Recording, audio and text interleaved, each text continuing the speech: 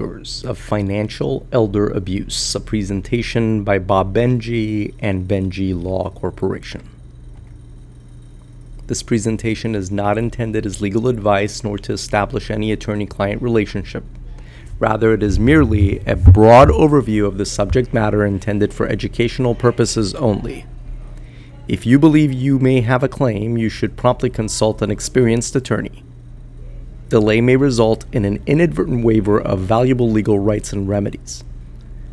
The discussion herein is premised upon California law concepts. Financial elder abuse can take many forms and comes in a variety of unsavory flavors. The purpose of this presentation is to explore some examples of such misconduct. Here, we will discuss a non-exhaustive illustrative list of scenarios that could constitute a valid claim for financial elder abuse, including claims arising from simple theft, fraud, and undue influence. Fundamentally, financial elder abuse claims are about misconduct that results in a California senior citizen losing or being denied his or her property rights. Property rights include, among other things, access, use, and dominion over one's cash and other belongings. The following is a non-exhaustive illustrative set of examples. Example number 1. A caretaker physically removes cash or other valuables from the possession of the elder without rightful legal authority to do so and for a purpose other than to benefit the elder. Example 2. A person with a power of attorney over the elder's bank account unjustly causes funds to be transferred out for purposes not benefiting the elder. For example, for self-enrichment of the wrongdoer. Example 3. A caretaker steals jewelry, art, or other valuables from the home of an elder. In each of these scenarios, the elder or her representative may file a financial elder abuse lawsuit against the wrongdoer seeking compensatory and punitive money damages, plus an award of reasonably incurred attorney's fees and court costs.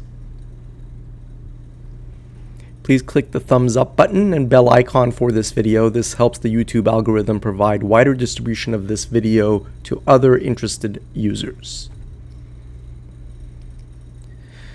Often, the wrongdoer will rely on fraud, forgery, deception, and/or trickery to enrich herself at the expense of the senior. The upside of utilizing such fraudulent means is twofold.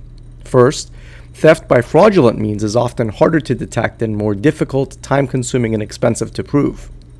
And second, done well, fraudulent means can net the wrongdoer a much greater return than straight stealing. Here are some examples. A family member forging a senior homeowner's signature on a real property deed, causing title to be transferred without the knowledge or consent of the elder. A predatory lender using false pretenses to cause a senior to sign a promissory note and deed of trust in connection with a mortgage loan or reverse mortgage, improperly diminishing the equity in the home. An unscrupulous investor tricking a senior into selling her property at well below market value based on falsified or deliberately misleading comparables. A family member using her position of influence over a senior to coerce or mislead the senior property owner into signing a long-term sweetheart real property lease for a home or commercial property at well below reasonable market value, enriching the wrongdoer at the elder's expense. A predatory lender making an usurious rate loan, in other words, an unlawfully expensive loan, to an elder and charging exorbitant points, fees, and costs. An insurance broker using his influence over the senior to cause her to make repeated, unnecessary, and inappropriate policy additions or changes that have the effect of diminishing the senior's funds or assets while enriching the broker by means of unjustified commissions. A construction company cheating a senior into an unconscionable, unjust, or overly expensive home improvement contract. A sweepstakes scam artist using false representations to trick an elder into paying alleged taxes in advance of receiving a fictitious large payout. A lawyer taking a large cash retainer from a senior citizen and then either refusing to return the unused balance or overbilling the file with inflated hourly rate work and then unjustifiably compensating herself from that retainer. An insurance company taking out premiums from an elder individual with no intention of ever honoring the contract. For example, where claims are improperly denied or the value of losses are unjustifiably underestimated.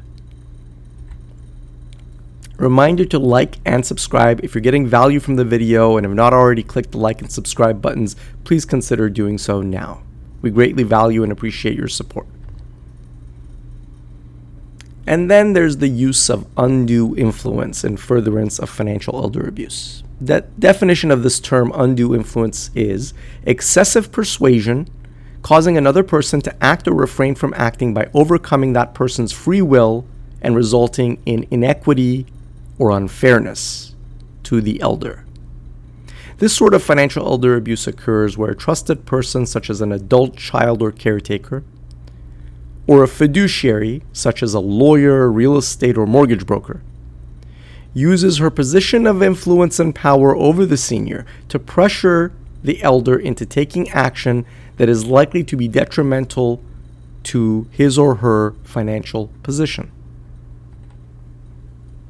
Here's some examples. Where a mortgage broker pressures an elderly real estate owner into refinancing her mortgage on less favorable or more expensive terms, thereby enriching the broker by means of unjustified commissions earned on the transaction while injuring the elder's finances. A real estate listing agent coercing a senior into selling her home for well below market value without justification or premised upon partial, false, or misleading comparables. A caretaker convincing a senior to make large and extravagant gifts to that caretaker. Call Benjy Law Corporation for a free consultation if you believe you may have a financial elder abuse claim either on your own behalf or on behalf of a loved one or friend or acquaintance. We offer a free 1-hour legal consultation with an experienced attorney.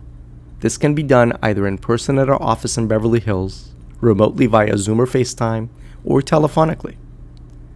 The consultation is free of any obligation and completely confidential and protected from disclosure to third parties by virtue of the attorney-client privilege, which applies even if we're not ultimately retained as legal counsel in the matter.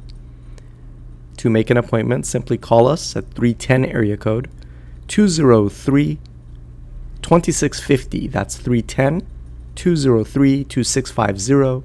Or email us at info@benjylaw.com. That's info at benjy like yellow law.com.